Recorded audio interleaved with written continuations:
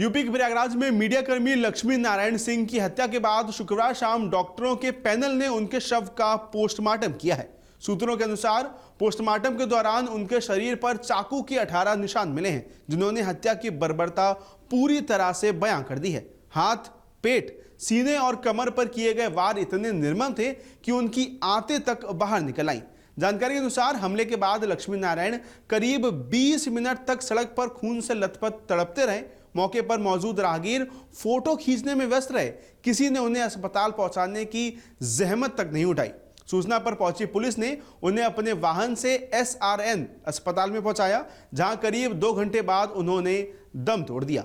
वहीं इसके साथ ही मीडियाकर्मी एलन सिंह की हत्या के बाद शुक्रवार को घटनास्थल के आसपास रहने वाले लोगों में अब डर का माहौल है। उन्होंने बताया कि बृहस्पतिवार रात चीखने चिल्लाने की आवाज सुनकर वो घर से बाहर आए तो खौफनाक मंजर उन्हें दिखाई दिया।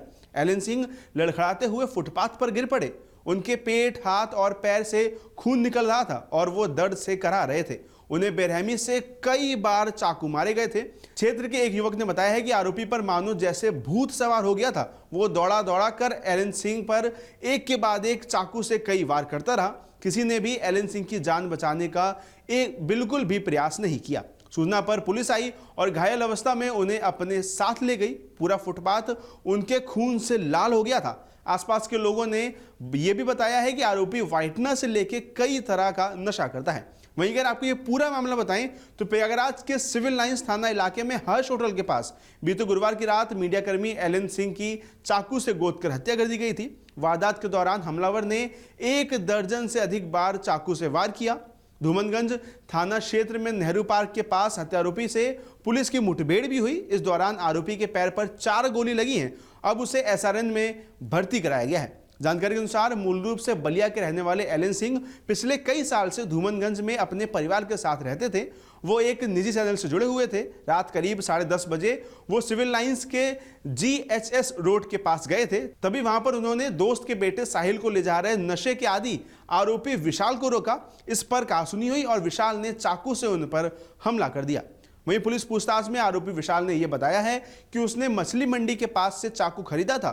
चाकू खरीदने के लिए उसने 80 रुपए खर्च किए थे। पुलिस के अनुसार आरोपी ने यह स्वीकार किया है कि साहिल से लड़ाई होने के बाद उसने ही चाकू से घटना को अंजाम दिया है। वहीं पुलिस ने पूरे मामले पर बताया है कि आरोपी विशाल पर हत्या समेत अन्य धाराओं में केस दर्ज किया गया है। प्रारंभिक जांच में यह भी सामने आया है कि आरोपी नशे का आदी है और नशे के विवाद को लेकर ही हत्या की वारदात को अंजाम दिया गया है। घटना से जुड़े अन्य पहलुओं पर भी अब जांच की जा रही है। मेरा चचेरा भतीजा है, आपके पत्रकारिता से जुड़ा हुआ है। अभी तक कोई बात समझ में बहुत आई नहीं मुझे भी, क्योंकि हमको फ़ोन आया कि चाचा मुझे बचा लीजिए। उस दरमियान मैं डॉक्टर UB यादव साहब के यहाँ बैठा था। तत्काल मैंने अपने कुछ जूनियर अधिवक्ता उनको बोल दिया कि भाई तुरंत पहुंच जाओ, और इंस्पेक्टर सिविल लाइन को, और मैं खुद भी तुरंत चल दिया। मैं आज ही आधे रास्ते था, तब तक हमारे जूनियर अधिवक्ताओं ने बताया कि हालत बहुत गंभीर है। कम से कम 25-30 चाकू मारे गए हैं। गाड़ी में लाद के हम लोग स्वरूप रानी हॉस्पिटल लाए हैं। पुलिस भी साथ थी। अब अभी तो पुलिस भी कुछ भी बताने में, जैसा आपने देखा पुलिस कमिश्नर अजय पाल शर्मा भी मौजूद थे। अभी क्या हालत है? मेरे ख्याल से तो आप 0 ही समझिए। अब क्या लगता है जब तक ऑफिशियल, जिस तरह से पत्रकार सुरक्षित नहीं है, लगातार जिस तरीके से प्रयागराज में घटनाएं हो रही हैं, अब पत्रकार भी सुरक्षित नहीं है। बिल्कुल मैं इस चीज़ को एकदम गलत मानता हूं कि पुलिस प्रशासन कम से कम इस बात की, पत्रकार, अधिवक्ता, इस टाइप के लोग के ऊपर अगर हमला होता है और इस तरह से, आप जान के रखिए कम से कम 25-30 बांका जो होता है चापड़, उससे काटा है। पूरा फुटेज देख लीजिए। उसके बस्ते में आपका ये कैमरा जो आप लिए हुए हैं ये भी है, मोबाइल्स हैं। नहीं, कोई रंजिश तो नहीं बताई अब तक। केवल आज, मतलब ऐसे तो उसकी कोई रंजिश हमें लगता नहीं है।